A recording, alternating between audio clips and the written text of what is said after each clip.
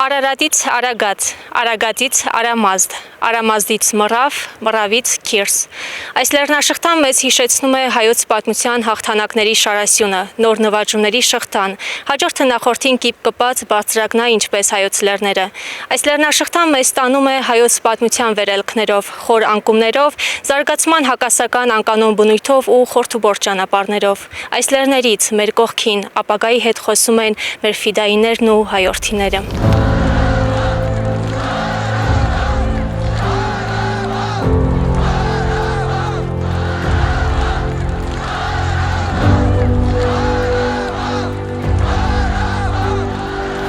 1992 թվականի մայիսը բոցավառվեց որպես հույսի մի ճրագ, որպես գոյատևման և ազգապահպանման մի խարիսխ։ 1988 թվականի սկիզբ առած Ղարաբաղյան շարժումով մենք ազատագրեցինք մեր հայրենական հողերը և ձեռք բերեցինք մեր հայրենական հողերում ազատ և անկախ ապրելու մեր իրավունքը։ Եվ հայրենիաց և ազատագրումն շրջանի Շուշվա, Բայա և պահպանյա, սուրբ և պատվական խաչի վտքոյի խաղաղության,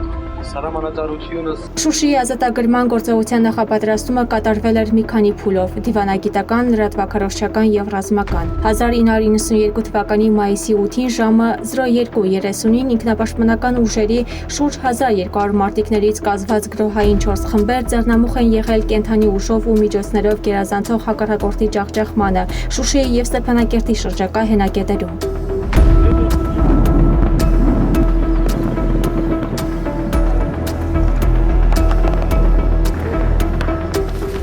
Եթե մի տանկ լինի և երկու BMW իրար հետևից, այդ մերոնք են, և խաչեր լինի իրանց վրա, այդ մերոնք են։ Մարտական գործողությունները ծավալվել են 26-ի հյուսիսային, Շոշի արևելյան, Լաչինի հարավային և Ջանհասան Քյոսալարի հյուսիսարևմտյան ուղղություններում։ Ռազմական գործողության մանրակրկիտ նախապատրաստության, հմուտ ղեկավարման, բոլոր աստիճանների հրամանատարների հնարամիտ փոխհամագործակցության, հայ ազատամարտիկների վճռական գործողությունների շնորհիվ 2 օրում հաջողվել է ճնշել հակառակորդի դիմադրությունը և ազատագրել ռազմավարական տեսակետից կարևոր Շուշիի բերդաքաղաքը։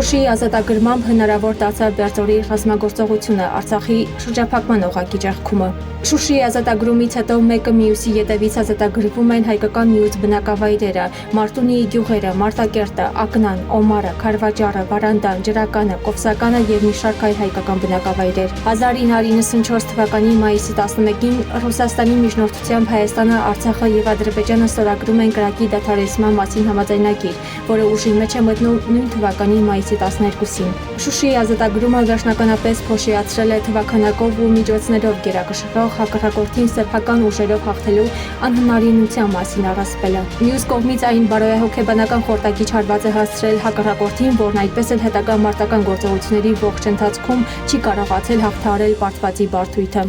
Շուշիի հաղթանակը հետագայում հիմք է հանդիսանում ինքնապաշտպանական ուժերի ջոկատները Արցախի հանրապետության պաշտպանության բանակի վերակազմավորելու նախապատրաստության համար։ Այսպիսով մեր պապերի ու հայրերի անձնազոհության ու խիզախության շնորհիվ մայիսի 9 հայրենական պատերազմում տարած հաղթանակը, Շուշիի ազատագրումը և Արցախի հանրապետության պաշտպանության բանակի ստեղծումը մեզ համար դառնում է եռատոն։ Այսօր մենք լուռ ենք և խուսափում ենք մեր հերոսների անունները տալուց։ Մեր հերոսներին անուն առ անուն կհիշեն ու իրենց վերջին գնահատականը կտան պատմությունն ու ժամանակը։ Եվ հենց պատմությունն ու ժամանակը մեր սերունդներին կպատմեն, թե ինչպես սկիզբ առավ Ղարաբաղյան շարժումը, ինչպես վերաճվեց ազատամարտի, ով ամբողջովին ղեկավարեց արցախյան ազատամարտը, ով ցոր զորամասը դարձրեց անհաղթելի, ով Շուշիի պարսպին բարձրացրեց և ծածանեց Արցախի դրոշը, ովքեր կռվեցին, մաքարեցին ու Արցախն ազատագրեցին և հայ ժողովրդին նվիրեցին անկախ պետություն։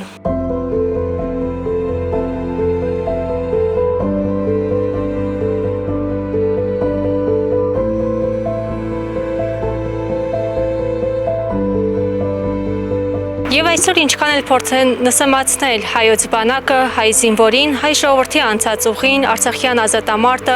Արցախյան շարժումը հիշեք, մեր պայքարն արդար էր, հաղթանակը նույնպես։ Փառք ու պատիվ մեր բոլոր նվիրյալ հայորդիներին, ազատամարտիկներին, գեներալներին ու հերոսներին, փառք ու պատիվ բոլոր նրանց, ովքեր վերադարձան, փառք ու պատիվ եւ խունկ ու խոնարհում բոլոր նրանց վառ հիշատակին, ովքեր չվերադարձան, անմահացան։